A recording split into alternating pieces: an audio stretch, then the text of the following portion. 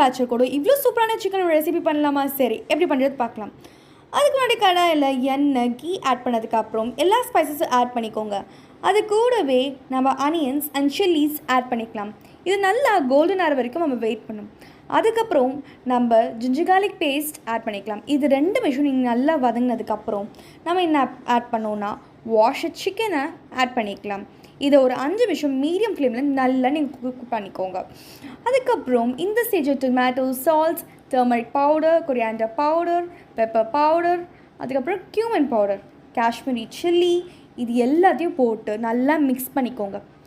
Mix ஆனதுக்கப்புறம் நீங்கள் என்ன பண்ணுறீங்கன்னா இந்த அளவில் இந்த சிக்கன் நல்லா கொதிக்க விடுங்க ஒரு 10 நிமிஷத்துக்கு லோ ஃப்ளேமில்.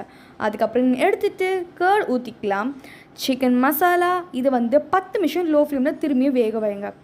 அதுக்கப்புறம் நீங்கள் என்ன பண்ணுறீங்கன்னா இந்த மாதிரி சிக்கன் நல்லா கொதி வந்ததுக்கப்புறம்